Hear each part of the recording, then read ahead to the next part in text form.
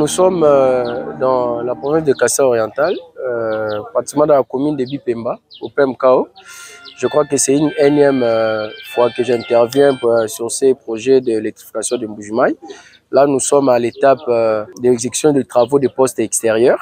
Donc, comme vous l'avez constaté dans nos anciennes vidéos, nous avons expliqué que le bâtiment était déjà presque fini. Et là, ce sont des finitions.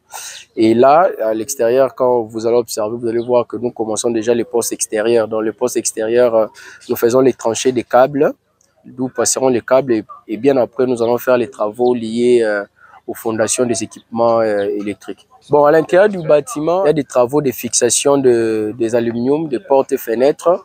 Il y a les travaux de pose des carreaux et des équipements sanitaires.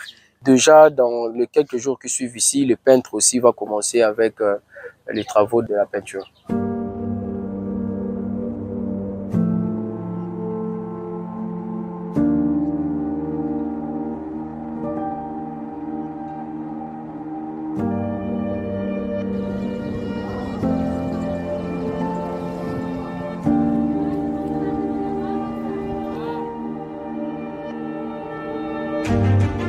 Maintenant, nous sommes à Tchiboué, au poste de réglage. Donc, comme je l'ai dit tantôt, nous avons deux postes dans ce projet d'électrification de Mbuji-Mayi.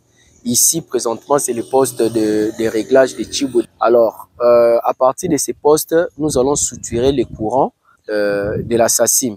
Donc, nous n'irons pas jusqu'à la centrale de Toubidi qui est légèrement à 25 km d'ici.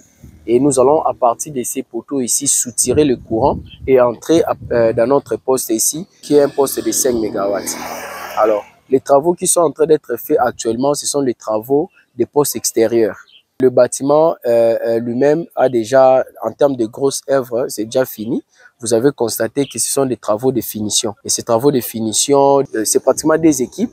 Une équipe fait les travaux de finition et l'autre équipe fait les postes extérieurs. Donc les travaux qui sont en train d'être exécutés actuellement, ce sont des tranchées de câbles et il y a déjà les fouilles pour les fondations des transformateurs principales. En fait, ici, c'est comme je dis, c'est le poste de réglage. Ici, c'est à ces postes ici que nous allons soutirer le courant. Soutirer le courant parce qu'il faudra préciser, nous ne sommes pas allés au central de SACIM parce que déjà, il avait conçu sa ligne pour une capacité, une puissance de 12 MW.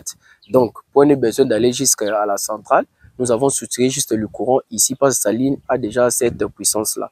Alors ici, il y aura une entrée de 35 kV dans notre poste ici et nous allons sortir avec une tension de 30 kV pour amener le courant juste à la sous-station de Bipemba où nous allons entrer avec les 30 kV, mais nous allons ressortir avec 15 kV pour servir la population de Mbuji-Mayi.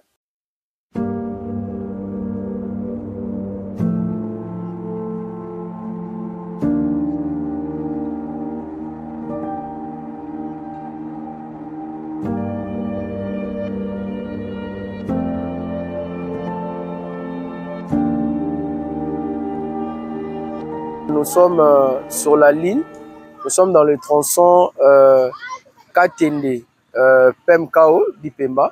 Nous sommes en train d'implanter les poteaux, comme vous le constatez. Déjà à 4 km, ici nous sommes à 4 km de Katende, là où il y a les postes de dérivation. Parce qu'au niveau de Katende, il y a une ligne qui ira vers Kabea-Kamwanga et l'autre ligne maintenant descend par la nationale numéro 1 vers Mbuji-Mayi. Alors ici nous sommes déjà à 4 km pratiquement. Et nous avons implanté pratiquement déjà 50 poteaux d'alignement. Et à partir de demain, et une fois nous serons encore approvisionnés de poteaux qui sont déjà au niveau des Kananga. Il y a un véhicule qui est au niveau des Kananga. Nous allons continuer maintenant le tronçon jusqu'à Mbuji-Mayi, particulièrement au poste qui est au niveau des PMKO de Bipemba. Environ 18 à 19 km. D'ici jusqu'à PMKO, 19 km. Bon, en fait, les difficultés sont variantes. Vous allez voir dans certains coins, par exemple, pour des matériaux de première nécessité, dans certains coins, nous avons des difficultés, par exemple, de l'eau, pour avoir l'eau de gâchage, l'eau propre.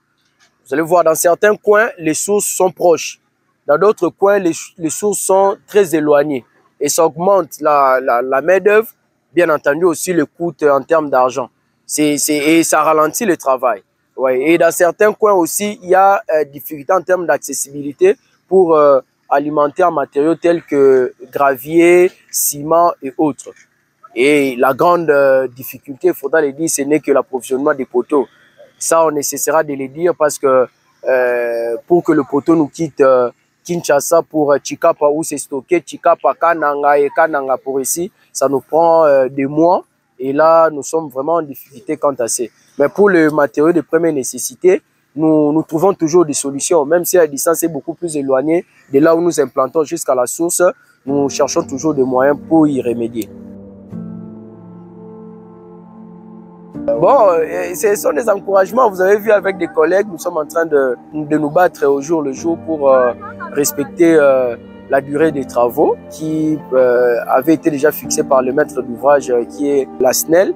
Et chaque jour, ce ne sont que des mots d'encouragement et nous boostons un peu pour que dans un bref délai, la population de Mbuji-Mayi et des villages environnants puissent avoir l'énergie électrique.